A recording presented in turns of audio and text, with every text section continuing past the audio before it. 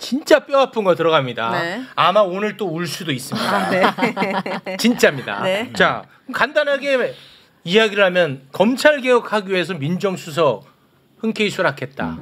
맞죠? 네, 맞습니다. 그런데 김건희 여사의 도이치모터스 주가 조작 의혹, 윤석열 대통령 장모의 잔고 위조, 양평 공흥지구 개발 특혜 의혹, 이런 문제는요, 윤석열 대통령이 중앙지검장 하기 전의 이야기입니다. 이런 것들 왜 민정수석이 걸러내지 못했습니까? 많은 분들이 착각을 하시는데 제가 민정수석으로 임명되는 첫날에 기자가 저에게 질문합니다. 수사지휘, 검찰이든 경찰에 대해서는 수사지휘 어떻게 하실 겁니까? 라고 물어봅니다. 네. 제가 바로 즉답을 하는 게 민정수석은 수사지휘를 할 자리도 아니고 해서는 안 됩니다. 라고 끊습니다. 이 말이 뭐냐면 과거 권위주의 정권 때는 검사 출신 민정수석이 와가지고 수사를 진짜 조율을 했어요. 누구 집어넣어라, 누구 집어넣지 마라를 다 조율을 했습니다. 그래가지고 국정농단 사태가 벌어지고 그래서 우병우 민정수석이 감옥에 갔습니다. 그렇죠. 그래서 문재인 정부 들어서고 난 뒤에 문재인 대통령의 엄명이 청와대는 절대 수사에 개입해서는 안 된다는 것이 엄명이었고 저 역시 마찬가지의 소신을 갖고 있었습니다. 바로 그 얘기를 하시네. 오, 화났다 또. 그러니까 아이고. 일단 얘기를 이렇게 풀어갈게요. 저는 조국 선생이 당만 들어서 윤석열 정부에 맞서겠다는 것서부터 하나도 빼놓지 않고 모든 걸 찾아서 그 발언을 들었고 예. 취지에 너무 공감해서 신장식 씨랑 연락을 해서 정말 잘 되길 기도하고 하여튼 그런 찬성하는 입장이에요. 예. 네. 얼마나 욕하려고 그렇게 깔아. 밑밥 깔아. 근데 지나간 시절 중에 정말 견딜 수 없이 열받은 두 가지 그 추억인데 그 중에 하나가 바로 네. 민정 되시면서 민정은 그 검찰 조정하면 안 된다라는 기자 앞에서 밝힌 그걸 라이브로 보았습니다. 네, 첫 네, 번째야. 네. 두 번째는 문재인 대통령이 주먹으로 치고 엎어컷을 치는 검찰총장을 향해서 윤석열 총장도 문재인 정부의 총장입니다라는 말을 했을 때 네, 난 신년 기자회견. 완전히 마음 돌렸어. 왜요? 비겁함 때문에. 왜 그렇게 표현하시는 거죠? 그럼 제가 대신 해명을 좀 해야 될 것 같은데요. 해명 전에요. 네네. 그걸 짧게 두 가지로 네네. 얘기를 할게요. 일단 무서워. 청와대가 검찰 통솔하면 안 된다는 주장이 언제부터 시작됐냐면 노무현 대통령 때 시작됐고 그걸로 인해서 자기가 목숨을 잃은 일이에요. 그걸 봤잖아. 네. 만약에 청와대가 그런 식의 권력 컨트롤을 안 한다면 국정원은 국정원장의 뜻으로 하는 거고, 검찰은 검찰총장의 뜻대로, 군대는 합참의장 뜻대로 가는 누구도 뽑지 않은 선택된 사람이 자기 뜻대로 간다는 말인가? 이런 생각을 하게 만드는데 실제로 그랬어. 네. 각급 기관장들이 물론 웬만하면 말을 따르겠죠. 근데 윤석열 씨처럼 중앙지검장서부터 말로 사기치면서 검찰개혁을 할 것처럼 해서 딱 자리 잡은 다음에 총장 이후에는 말이 안 되는 생사람을 잡는 거야. 그 생사람의 대표가 조국 교수야. 네. 그거는 상식 있으면 다 알아. 딸의 그 입시 과정은 네, 멸문지하를 내가 당했죠. 100% 똑같은 과정을 거쳐서 똑같은 학교를 보내봤기 때문에 그 스펙 쌓기가 어떻게 이루어지는지를 나만큼 아는 사람도 드물 정도로 잘 알아. 네. 말이 안 되는 짓이 벌어져. 근데 왜 화가 났느냐? 네. 착한 소리만 해. 네, 네. 조국 교수는 자기가 더 이상 교수가 아니고 민정수석 대통령을 보좌하는 권력기관의 장일 뿐더러 법조항이나 조례를 뛰어넘어서 정치 행위를 하라고 하는 것이고 궁극적으로는 대통령의 통치 행위의 일원으로서 대응이 되라는 건데 네. 나중에 알고 보니까 법령 쓰고 있었대. 검경 수사권 조정. 그래서 알겠습니다. 이런 분위기에 제 오랜 여친이 있어요. 아니 근데 단어 선정에 좀 신중을 기해 주시고요. 아니요. 다 팩트야. 네, 갑수 씨. 지금껏 만나면 싸워. 요즘 안 싸우게 됐지 드디어. 조국 선생에 대해서 의견이 이제 그 친구는 그냥 입만 열면 조국 칭송이고 조국은 다 옳고 조국 다 팔로우 하면서 난 언제나 열을 내서 원래 싸울 일이 없었어. 네, 알겠어요. 네. 근데 엄청 싸운 게 정리하면 이래. 상대는 우통 벗고 식칼 들면서 생사랑 잡으면서 난리 그냥 피바람 불러일으키는데 맞는 쪽에서는 하면서 공장할 맹장을 하는데 그것만 아니라 쳐 맞아 막 피 흘리면서 그러면서 착한 소리만 해. 그러면 그 사람만 불쌍하면 되는데 그 사람을 지지했고 진보의 신념을 가졌고 민주당을 응원했고 김대중 노무현으로 이어져 왔던 그 계통에게 자기의 자존심과 희망을 걸었던 사람들은 뭐가 되냐 이가 너무나 초라하고 위축되고 늘 변명해야 되고 오바마가 나오니까 흑인들이 그러잖아. 잘못한 것도 없이 매일 오바마 변호를 해줘야 된다고. 오바마는 당당하기라도 했지. 민주 세력으로서 단독 집권을 거의 처음 하다시피 했는데 네. 민주 세력은 이렇게 힘이 없고 민주 세력은 이렇게 법을 뛰어넘는 통치적 행위를 할 수가 없는 건가? 그 상징이 내가 보기에는 조국 장관이었어요. 네네. 착한 소리만 하는 것이 선이 아니다.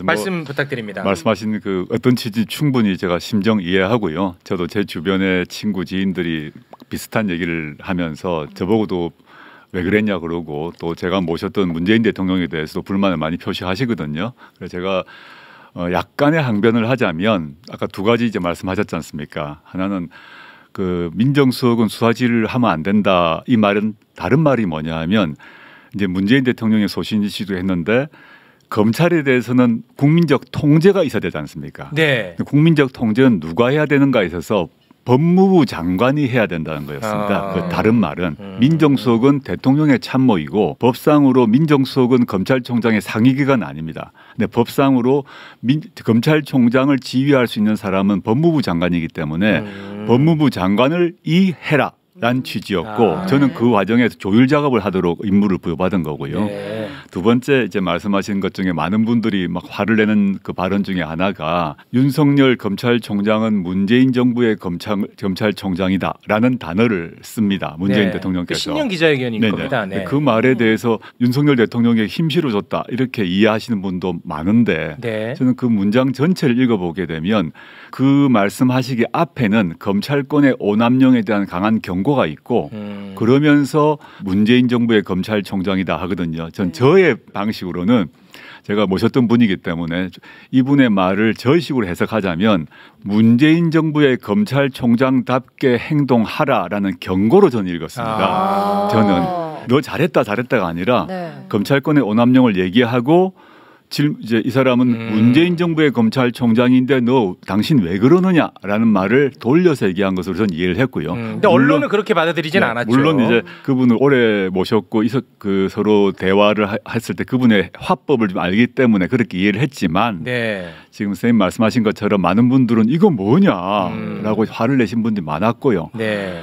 이것저것 떠나서 제가 몇 번 이제 이 문제에 대해서 대국민 사과도 제가 많이 했는데 이유를 막론하고 윤석열 검찰총장이 그때부터 뭐 이른바 유시민 장관의 말을 빌자면 연성 쿠데타를 일으켜서 지금까지 와서 집권을 하고 검찰공화국을 만드는 데 있어서 제가 그 단초를 제공했다는 점에서 이유불문하고 제가 사과를 여러 번 하고 있고요. 말씀하신 대로 제가 나이브했거나 순진했거나 그런 측면이 있었다고 생각을 합니다. 제가 지금 조 선생의 논박을 해서 네. 될 자리는 아니라고 생각을 해요. 네. 그런데도 앞으로 출마해서 선거를 하고 정치를 하셔야 되는데 그걸로 설명이 안 될 것 같아요. 네.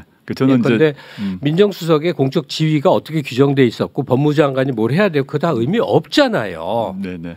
권력의 인너 서클이 필요한 일을 필요하게 하는 거 아닙니까? 그런데 총장이라고 잘 몰라서 이 사람이 그 멧돼지 같으니까 그 어려운 이 검경 수사권 조정을 이렇게 해칠 줄 알았는데 알고 봤더니 반기 들고 나고 대통령도 치받는다. 이거 쫓아냈어야 되거든. 아마 김건희 뒷해갖고 주가 조정 몇 개만 터뜨렸어도 내보낼 수 있었겠지. 임기제니까 파면은 못 시켜도 언론이 있고 또 여러 방법이 있었겠지. 그런데 다들 자기 보신, 자기 손에 똥 안 묻히려고 하는 분위기가 전체적으로 있어서 절차. 노무현 대통령도 옛날에 착각했지. 아무리 나쁜 놈이 들어와도 시스템을 잘 만들어 놓으면 그 시스템 안에서 꼼짝 못한다. 시스템을 마구 흐트리는 짓을 지금 하고 있는 걸 보고 있잖아요. 네. 저는 넓은 의미에서 하나하나 이렇게 세밀하게 설명드릴 게 아니라 넓은 의미에서 네. 저를 포함해서 네.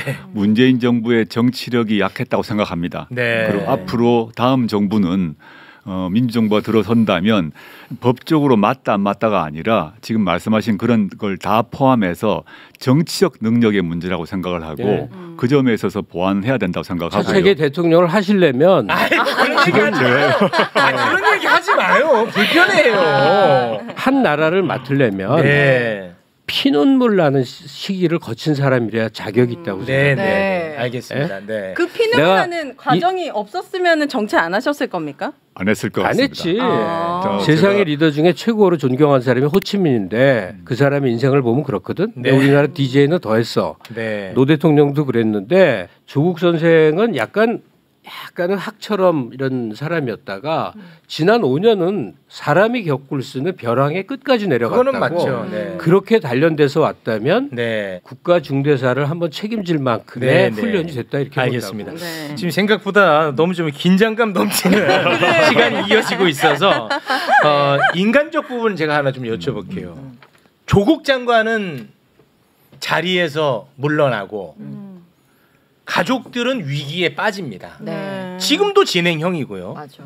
그런데 나에게 칼을 겨누었던 윤석열 총장은 문재인 정부 검찰 수장으로서 승승장구해 나갑니다. 그거를 지켜봤을 거 아닙니까? 예. 인간적 소외가 궁금해요. 2019년, 2020년 그 시기에 대한 말씀이신가요? 그렇습니다. 이게 너무 드라마틱하게 대비가 되잖아. 저는 뭐 사람들이 보통 언론에서 얘기하는 이제 멸문지화의 경험을 했고요. 네. 저희 전 식구를 보면 약 한 100군데 정도 압수수색을 당한 것 같고 저희 딸 같은 경우는 그 딸의 인턴 증명서 내용이 정확한지를 따지기 위해서 저희 딸의 일기장, 중학교 때 일기장, 고등학교 때 일기장, 그 다음에 뭐 저희 딸의 모든 체크카드 기록, 신용카드 기록을 확인해서 증명서에 적히는 그 날짜에 저희 딸이 그때 다른 데 있을 수 있잖아요. 그날 있다 없다를 확인하고 조사하고 난 뒤에 증명서에는 뭐 숫자는 정확하지 않지만 증명서에는 예컨대 15시간 적혀 있는데 다 조사를 해보니까 10시간이었다. 따라서 허위다. 네. 따라서 뭐 업무방해다. 입학 취소다. 이렇게 갔단 말입니다. 그래서 저는 그 검찰의 그런 압수수색을 통해서 확인된 시간은 정확했던 것 같아요. 전 잘 몰랐습니다만은. 네. 그래서 그에 대한 책임을 질 것인데 근데 그런 과정을 겪으면서 저는 어떤 다른 측면을 보게 되었나 하면 윤석열 검찰총장이 조국에 대한 멸문지화 수사를 함과 동시에 이제 검찰총장으로 승승장구하고 네. 대권 후보가 되고 대통령이 되었는데 와, 어땠을까? 그러니까. 와. 그랬는데 이런 게 있었어요. 제가 수사를 받아서 억울하다는 감정 말고 그 당시 동시에 어떤 게 튀어나왔나 하면 김건희 씨의 각종 학력 그 그랬었죠. 경력 위조 문제 네, 네. 사과까지 했죠. 이런 문제에 대한 수사는 진행되지 않았습니다. 네. 윤석열 대통령과 관련해서 지금 그 뒤로는 그 윤석열 대통령의 측근 또는 윤석열 대통령 자신의 각종 범죄 혐의는 일체 수사가 안 네. 이루어졌습니다. 저 개인과 저의 가족이 고통받는 것에 대한 감정을 드러내는 것 좀 그런 것 같고 아, 그래요? 이제 그 당시에 많은 수구 보수 언론들이 저를 가지고 뭐 내로남불 이런 얘기를 많이 했어요. 맞습니다. 네. 근데 저 그 과정에서 그의 내로남불에 대한 비판 충분히 받아들이고 제가 반성을 할 것인데 윤석열, 김건희, 한동훈에 관련된 각종 범죄 또는 비리 혐의 같은 경우는 보도도 다르고 네. 수사 자체는 이루어지지 않았습니다. 윤로람불, 김로람불, 뭐 한로람불이라고 할 만한 현상에 대해서는 저로서는 사실은 뱃속 깊이에서 분노가 치밀고요. 한동훈 장관의 따님 경우에 있어서는 열 몇 가지 의혹이 있었는데 분노가 많다는 얘기를 계속 네. 하시는 겁니다. 네. 영문 논문 같은 경우는 케냐 사람이 내가 대필로 썼다라고 스스로 인터뷰했습니다. 네. 그다음에 각종 고등학생이 세계적인 저널에 투고를 해서 수록이 되는데 표절인 게 다 확인되었습니다. 그 인턴 기록도 뭐 몇백 시간인데 그게 맞지 않다는 게 언론 보도가 났습니다. 그런데 다 무혐의 처분됐습니다. 다 무혐의 처분 났어요. 경찰 단위에서. 그 저는 그 저에 대한 또는 저희 가족에 대해서 엄밀하게 수사를 하는 것에 대해서 뭐 불공평하다 말을 하지 않겠습니다. 그 대신 조국과 조국 가족에 대한 수사를 한 만큼 윤석열, 김건희, 한동훈 그리고 그 가족에 대한 수사를 해야 된다고 생각하고 그것이 공정이라 생각합니다. 아니 근데 말씀 중에 나의 가족, 나의 자녀들의 비리를 캐는 것을 승복은 하나 니네도 그렇게 해달라는데 그걸 승복할 수 있어요? 난 나름 승복 못할 것 같아. 한국의 법 체계가 있는데 저들이 이 법이란 것들을 지네 이익과 지네 욕망에 의해서 자의적으로 마음대로 행사하는 이 짓거리를 하는 한 나는 동의 못하겠다. 난 더구나 법학자야. 라고 맞설 수는 없었을까. 그렇게 말할 수는 있겠습니다만은 제가 당시 법무부 장관 후보 그리고 그 뒤로 법무부 장관이었지 않습니까? 한나라의 국무위원이었는데 여하튼 간에 검찰이 절차에 따라 압수수색을 들어오고 수사를 하는데 이 법을 지키지 않겠다, 못 받겠다라는 말은 할 수가 없었고 저는 앞으로도 하지 않으려고 합니다. 네네. 무슨 말씀인지 뭐 충분히 알 것 같습니다. 제가 이것도 궁금하더라고요. 네네. 왜 윤석열의 검찰은 조국에게 칼을 겨눴을까? 그래서 제가 보기를 좀 준비를 해봤는데 사진 선답니까? 나 이거 궁금하지 않아? 너무 궁금하죠. 왜 윤석열의 검찰은 조국에게 칼을 겨눴을까? 1번. 조국 장관에게 단지 법적으로 문제가 있어 보여서 수사를 한 것뿐이다. 공식 입장 있죠. 2번. 네. 조국 장관은 검찰 개혁을 과하게 할 것 같은 인물로 보였기 때문이다. 3번. 차기 대권을 두고 윤석열 총장과 경쟁할 수 있는 사람으로 보였기 때문이다. 4번. 민정수석 때 윤석열 검사에게 갑질을 했기 때문이다. 몇 번입니까? 나 이거 진짜 궁금해. 객관식 중에 하나를 꼽을 수는 없을 것 같고요. 제가 주관식으로 답을 해도 됩니까? 여기에 답이 없나요? 답이 없습니까? 그게 다 섞여 있어가지고. 섞여 있습니까? 1, 3, 4 단가 보다. 예. 일단 간단한 것부터 하자면 4번 경우 관련해서 갑질은 표현이 어폐가 있습니다만은 민정수석의 역할 중에 하나가 수사지휘는 하지 않지만 인사에 개입할 수 있습니다. 합법적으로. 왜냐하면 대통령의 인사권을 대의하는 사람이기 때문에 윤석열 서울중앙지검장의 또는 윤석열 검찰총장이 원하는 인사 또는 윤석열 라인에 속하는 검사들 경우에 있어서 민정수석실에서 이 사람은 안 된다라고 한 사람이 여럿 있었습니다. 제가 근무하는 동안 그러니까 법무부 장관님이 인사 제청을 하는데 저희가 인사검증 권한이 있습니다. 그렇죠. 그래서 최강욱 당시에 이제 공직기강 비서관도 있었고 했는데 여러 사람이 추천되어 왔을 거 아닙니까? 그런데 저희가 이 사람은 안 된다라고 돌려보낸 사람이 여럿이 있었고 뭐 그 사람들은 좀 불쾌했겠죠. 그걸 갑질이라고 할지는 모르겠습니다만 합법적 권한 행사였고 3번 질문 같은 경우는 이제 에피소드 같은데 저도 깜짝 놀랐는데 당시에 제 기억에 JTBC 봉지욱 기자가 취재했던 걸 보고 제가 깜짝 놀랐습니다. 뭐였죠? 이분이 당시에 이제 아주 유명한 그 영리학자, 역술인이 아닙니다. 영리학자한테 인터뷰를 하러 갔는데 이분이 이제 그 윤석열, 김건희 씨가 자기한테 찾아와서 서로 뭐 사주팔자도 보고 했다고 스스로 얘기하고 같이 찍은 사진도 공개가 되었는데 그때 김건희 씨가 이 영리학자와 통화를 하면서 우리 남편은 어떻게 되나 이렇게 물어보는데 수화기 건너편에서 윤석열 총장이 김건희 씨에게 말하기를 그 소리가 다 들렸다고 얘기합니다. 조국이 대통령 된지 물어봐 이랬다는 겁니다. 야, 이거 다 들어가 있네. 그걸 듣고 영리학자가 깜짝 놀라서 왜 이런 질문을 하지? 라는 것을 봉지욱 기자가 보도한 게 있으니까 한번 보시면 되고 그리고 그게 연결돼서 최근에 이제 최강국 비서관이 방송에서 얘기를 해버렸는데 제가 민정수석이 있을 때 좀 코미디 같은 얘기인데 윤석열 총장이 청와대에 있는 사람 몇몇 사람에게 조국 수석을 한국의 케네디로 만들어야겠다. 그랬으면 좋겠습니다. 대통령 되셨으면 좋겠다는 말을 막 한 겁니다. 누가요?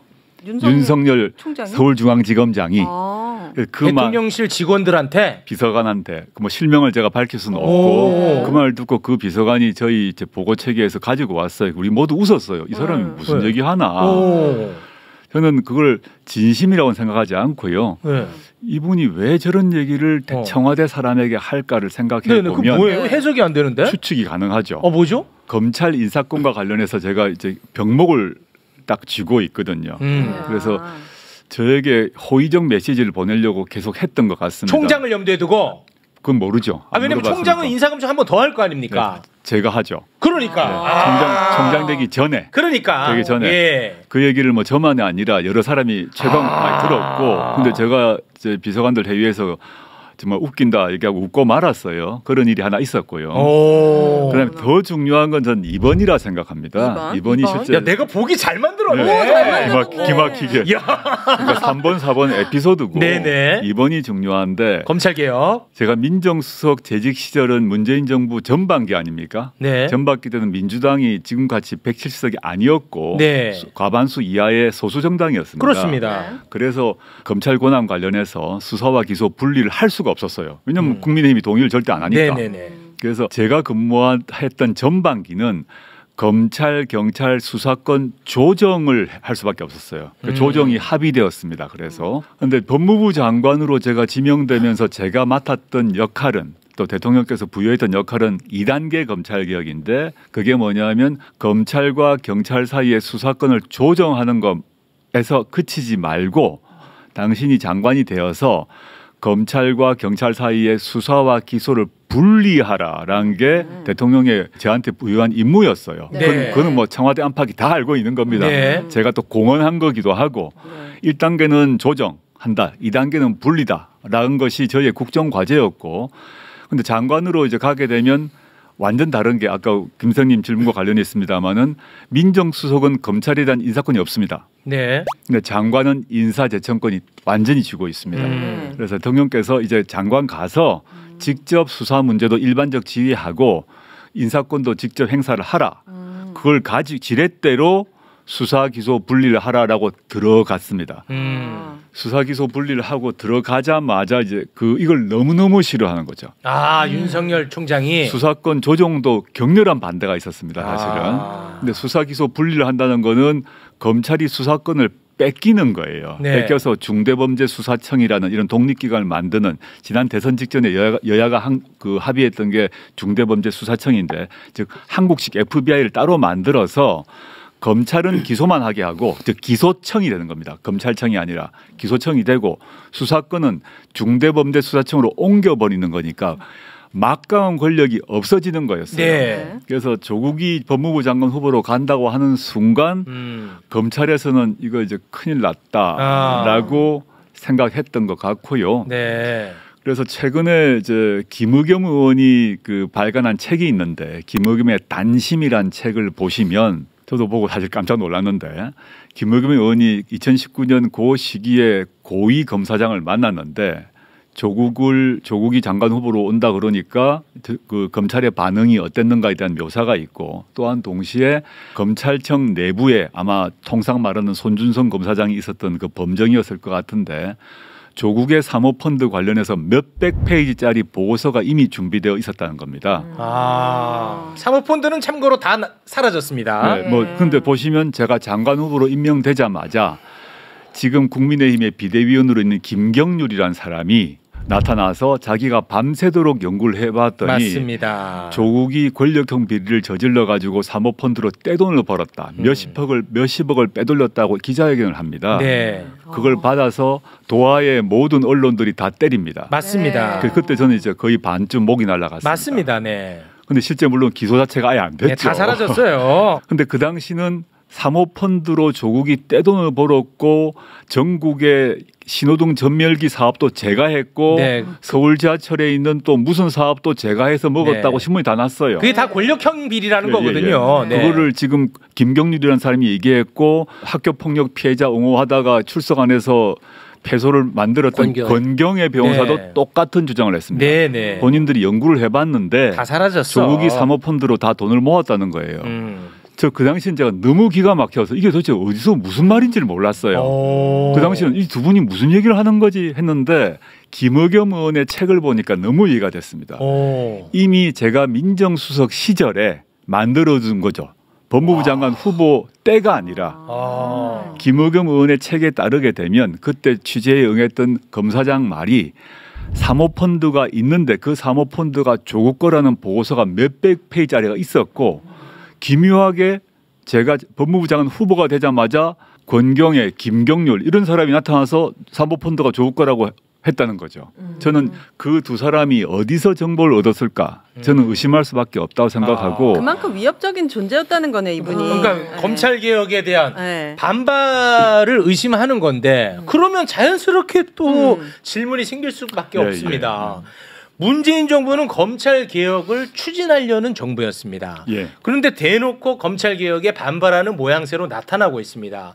그럴 때 왜 그게 좀 깔끔하게 교통 정리가 안 되었을까요? 저는 이렇게 생각하는데요. 이유불문하고 사모펀드는 엉터리인 게 확인됐습니다. 다 날라갔으니까 그 얘기는 그만하시고요. 그러니까 예. 이제 방향이 바뀌어서 저희 딸내미 생활기록부가 갑자기 불법적으로 공개됩니다. 네. 그 불법적으로 주모 의원이 공개를 했는데 유출자는 발견 못해서 기소가 안 됩니다. 여하튼 이제 방향이 갑자기 틀면서 입시 비리로 전환이 되죠. 그래서 저는 그에 대해서 수사받는 사람이 되어버립니다. 제가. 네, 맞아요. 그러니까 언론에서는 여하튼 법무부 장관 후보 또는 법무부 장관이지만 수사받는 사람이 되면서 발언권이 약해져 버리죠. 맞습니다. 그렇죠? 어떤 말을 해도 일단 사모펀드 비리범이란 것이 낙인이 찍히니까 맞습니다. 당장 저와 친한 친구들도 다 의심을 했어요. 조국이 네가 이럴 줄 몰랐다. 네.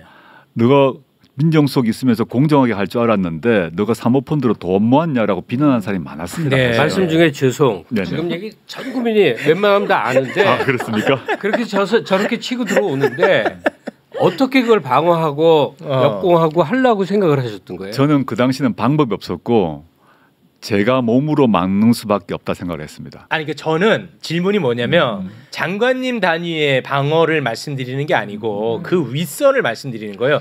그게 검찰 개혁을 추진하겠다는 정권이었는데 검찰 개혁에 반발하는 모양새가 나오지 않았습니까? 네네. 그 점 말씀드리면 당시 청와대에도 사모펀드가 조국 것이다라는 보고서가 올라갑니다.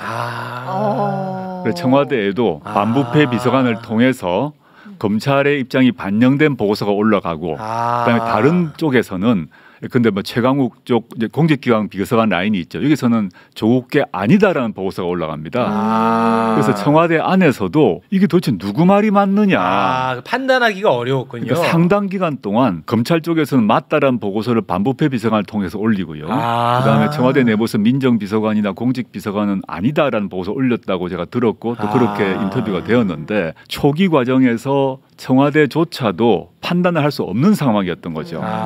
그게 이제 하나의 당시 상황에 기선을 제압당한 게 아닌가 생각을 하고 네. 그러다 보니 저로서는 제가 이제 그 몸으로 버텨야 되는 상황이 됐고 저는 개인적으로 굳이 하나 아쉽다면 제가 법무부 장관 이제 자진 사퇴했을 때 윤석열 총장을 동시 경질했으면 어땠을까 이런 아쉬움을 갖고 있습니다. 개인적 아쉬움입니다. 그게 좀 저로서 아쉽다. 처음으로 좋아하십니다.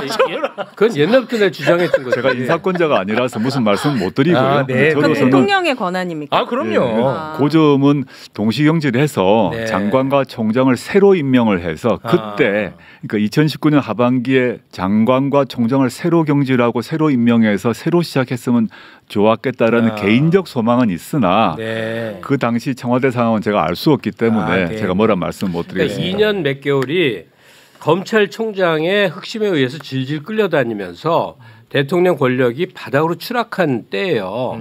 그리고 국민들도 막 윤석열 지지파, 조국 지지파에서 나뉘어서 싸움하는 일이 맞습니다. 정말 말이 안 되는 게 벌어졌어. 네. 그 시절에 절차와 제도가 이래서 그랬다는 말씀은 더 이상 안 하시는 게 좋은 게요. 네네. 질문을 하시길래 답을 짚을 건 짚어야 되기 때문에 만약에 그 절차와 제도대로 해서 한다면 앞으로도 영원히 실패하실 거예요. 알겠습니다. 예.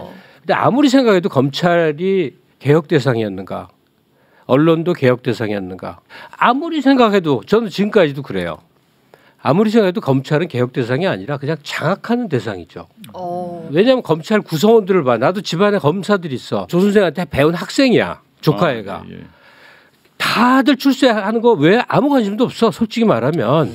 그러니까 최고 권력자 대통령이 딱 장악을 해서 기소청으로 분류를 해내든 뭐 공수처를 만들든 이거는 최상위급 기관에서 딱딱딱 처리해낼 일이지 무슨 내부 토론에서 될 일도 아니에요. 더구나 개인 체험을 하나 얘기를 하겠는데 중앙지검 때 김건희 씨를 만났어.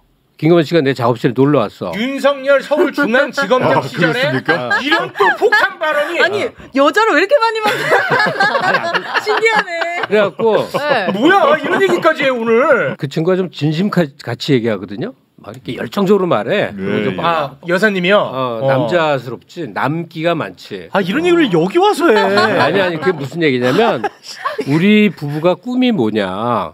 참, 검찰총장 해보면 정말 좋겠다. 검찰총장 하고 나면 좀 먼 데래. 어딘지 모르겠어요. 혹시 외국일지도 모르는데 먼데 집어해 놓은 데가 있어서 거기 가서 개 키우면서 아무도 모르게 사는 거라는 거야. 총장 끝나고 나면요. 네. 그러니까 인생 최대 목표가 검찰총장이 되는 거고 검찰총장이 되면 준비해냈던 어디가 있는데 어디를 멀리 가서 아무도 모르게 산다는 거야. 근데 지나놓고 와서 그 시점에 행해진 걸 보면 권력 찬탈을 위해서 거의 쿠데타적 행위로 치닫고 있고 그 먹이가 하나 필요했는데 그걸 조국으로 딱 삼은 거 아니에요. 그러니까 이 아이러니인데 요는 법리의 규정, 지위의 뭐 역할 구분 이런 것들을 다 뛰어넘어 버린 저쪽이 있는데 이쪽은 그 규정대로 하려고 그러니 판판이 깨지더라. 그거예요.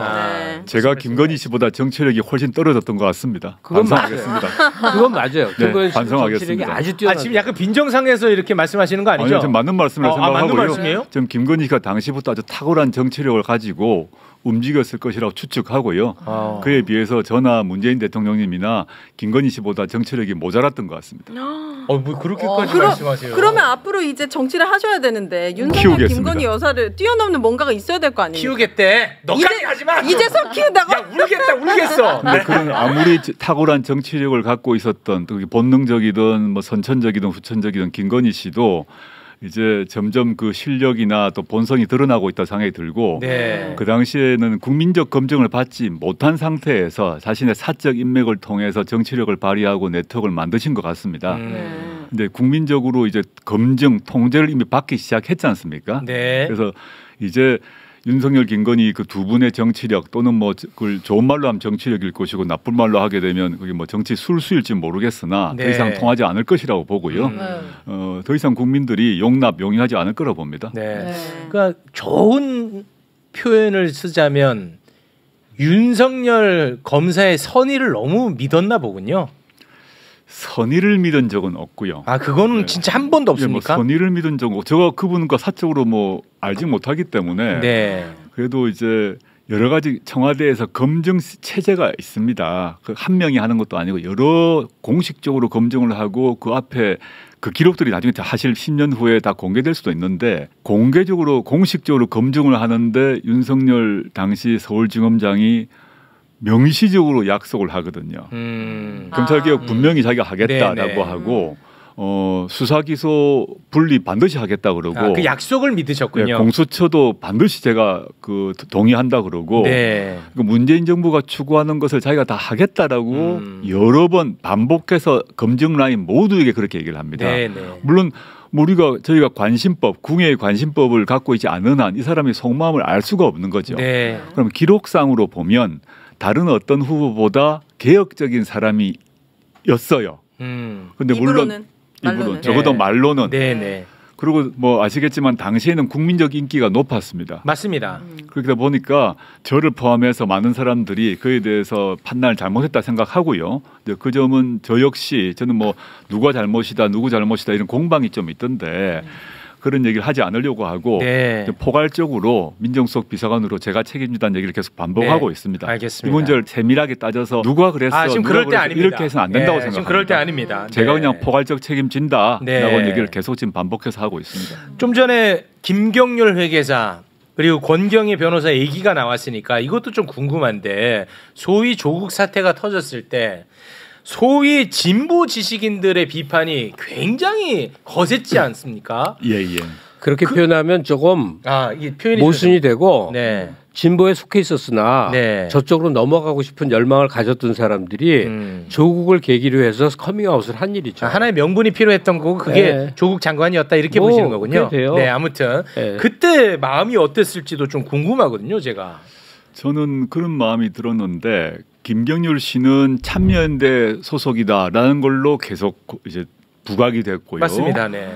권경의 변호사는 민변 출신이다라는 게 부각됩니다. 네. 그 두 분이 계속 언론 인터뷰를 합니다. 거기 진중권. 네, 진중권은 또 정의당 당원이었고요. 그렇죠. 그러다 보니까 앞에 붙는 수식어가 진보적 정당 또는 단체였거든요. 네.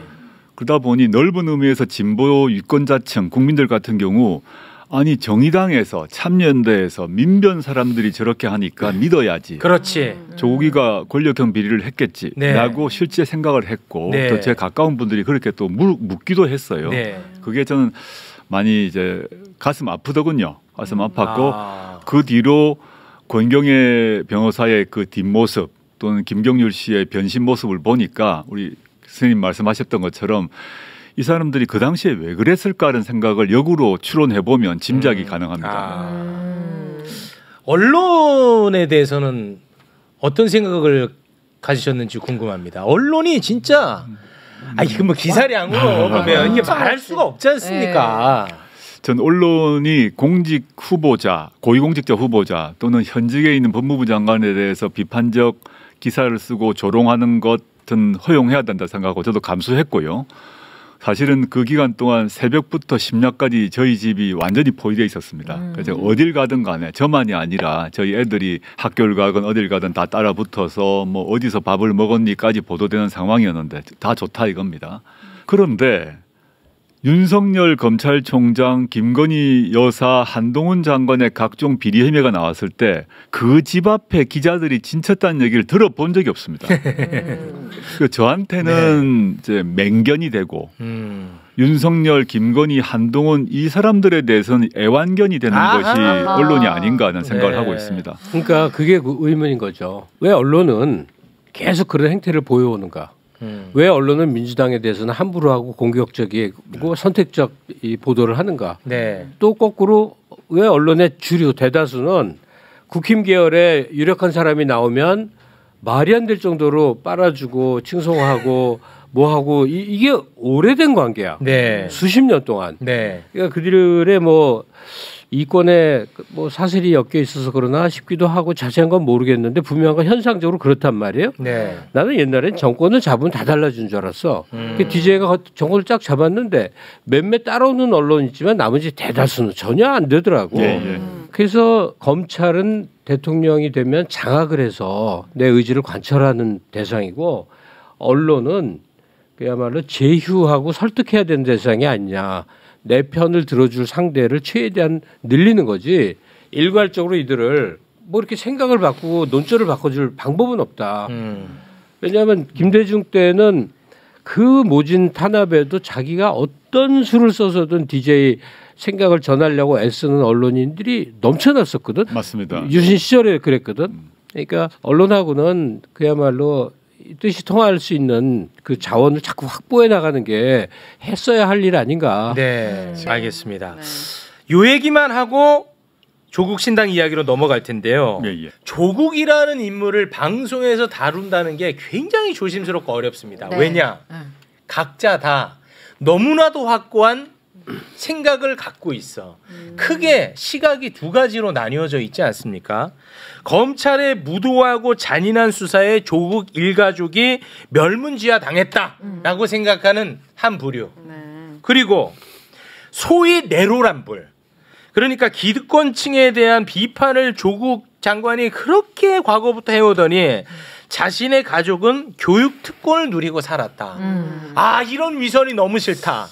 이게 딱 나눠져 있단 말이에요. 이걸 어떻게 봐야 되냐. 지금 뭐 이런저런 얘기 많이 했잖아요. 난 여기에서 한 발자국도 못 나간다고 봅니다. 아직까지도. 제 말에 동의하지 않습니까? 네, 동의합니다. 예. 이거 어떻게 해결해야 돼요? 저건 권력 획득을 위해서 억지 부린 거니까 조항 하나하나를 법리적으로 얘기할 필요가 없다고 생각이 들어요. 입시 과정에서 누구나 이제 생기부에다가 일정 정도의 스펙을 마련을 해야 되거든. 그걸 다 범죄로 만든 거야. 네. 그러면 윤이라는 검사가 등장하기 이전과 이후에 가장 큰 불행은 뭐냐면 한국에 죄와 벌의 관념이 사라져버린 거야. 옛날엔 검사나 경찰이 뭘 조사하면 아무리 그래도 무슨 죄라도 있겠지 이렇게 생각하는 게 일반적인데 지금 윤이 등장한 이후는 잘못 보였나 보다. 저것들이 뭐 해먹을 게 있나 보다. 네. 이 각도로 생각하게 됐어요. 그 대표적인 게 조국이야. 네. 정치 목적을 위해서 조국이라는 사람의 온 가족을 저렇게 도륙을 내서 네. 있지도 않은 거를 마음껏 부풀릴 수 있구나. 이거는 내 개인의 의견이 아니에요. 보편적 의견이라고. 아니 근데 지금 조국에 대한 시선이 당시 조국에 대한 시선과 달라진 게 있을까요? 이렇게 말씀드리고 싶습니다. 왜 자식들에게 당시 존재했던 평균적 학부모들이 자식들에 제공할 수 있었던 기회보다 더 많은 기회를 줬느냐라는 비난이 있을 수 있고 또 저희 자식들의 인턴 증명서의 기록 등이 정확하지 않다, 과장되어 있다라는 점 비판 다 받아들이고요. 그 결과 저희 딸내미는 학위 반납을 했고요. 의사 면허도 반납을 했습니다. 네. 저희 아들도 석사학위 반납을 했습니다. 다 감수합니다. 그거에 대해서 전 변명을 하지 않겠습니다. 네네네. 근데 제가 말하고 싶은 거는 뭐냐면 한동훈 장관을 포함해서 윤석열 대통령이 임명했던 또는 지명했던 장관 또는 장관 후보자들이 인사청문회에서 그 자제분들의 인턴 증명서 등등이 다 거론이 됐습니다. 네. 예를 들어서 보건복지부 장관 하다가 사퇴했던 윤석열 대통령의 뭐 술친구라고 얘기하는 경북대 모 교수님 같은 경우 그 자제분이 모두 의대 편입을 합니다. 네. 인턴 그 기록이 또 문제가 됩니다. 그렇게 낙마했죠. 낙마했죠. 낙마했으나 수사는 전혀 이루어지지 않습니다. 아. 저는 다 감수한다. 그리고 저희 자식들은 다 학위 면허 다 반납했다 하고 그 점에 있어서 저희가 성찰하고 있는데 이런 기준으로 윤석열 정부의 장관의 자식들의 인턴 증명서 생활기록부를 다 공개하고 네. 윤석열 정부의 장관 후보의 자식들의 그걸 다 공개하자는 겁니다. 네. 저희 때는 다 공개했어요. 네. 저는 다 공개했어요. 네. 생기부 공개하라 그래서 강제로 공개가 됐어요. 그럼 왜 윤석열 정권의 장관 후보 및 장관들 자식의 생기부는 공개가 되지 않는지 그게 일단 궁금해요. 네. 그래서 그 자식들이 모두 인턴을 정확히 했는지를 따져야죠. 네. 언론도 검찰도 경찰도. 근데 윤석열 정부 들어서는 그걸 했다는 얘기를 들어본 적이 없습니다. 너무너무 드라마틱하게도 조국 법무부 장관 때 일어난 일 그리고 한동훈 법무부 장관의 자녀 입시 비리 의혹이 있었잖아요. 네네. 진짜 드라마틱한 일이란 말이야. 근데 그거를 다 경찰 단위에서 무혐의 처분하는 거 우리는 다 지켜봤단 말이에요. 근데 언론이 어떤 비판도 하지 않잖아요. 근데 언론도 비판하지 않고 그때 조국에게 분노했던 사람들도 그렇게 또 분노가 끌어오르는 것 같지도 않아요. 그 당시 뭐 대학생들도 데모를 많이 했지 않습니까? 예. 저걸 충분히 감수해야 되는데 참 희한해. 한동훈 장관의 자녀 또는 그 보건복지부 장관의 후보의 자녀 등등이 다 나왔을 때 어느 대학에서도 시위를 하지 않더군요. 죄를 지은 게 아니라 저들의 법 기술에 의해서 죄로 규정된 거죠. 그러니까 그걸 부정하고 거기에 맞서는 태도는 사람들에게 용기와 희망을 주는 거라고 정당하게 만들어주는 거라고요. 네. 그러니까 죄를 너무 인정하고 들어갈 필요는 없다. 아, 그렇게 보십니까? 인턴 갔는데 인턴 날짜가 장관님은 좀 달라. 입장이 달라. 우리랑 다르네. 생사람 잡는 거라고. 아니 근데 생각해요. 저도 조금 입장이 달라. 너무 장관님. 좋아하니까 저도 이 편이에요. 아 근데 장관님 입장 달라. 뻔뻔하고 그래, 당당해졌으면 저도 좋겠어. 그래요. 그러면 나는 오히려 감사드리는데요. 언론한테 더 두들겨 맞을 수도 있다고 보는 입장도 있습니다. 저는 지금까지 야, 이제 각오하고. 제 주변의 뭐 친구들, 동지들 같은 경우는 왜 또 사과하냐라고 막 저를 구박을 많이 합니다. 아 그런 사람이 있습니까? 네, 제 친구들 중에 친한 친구들은 그러는데 제가 2019년 이후로 총 한 15번 이상 대국민 사과를 구두로 또는 서면으로 했습니다.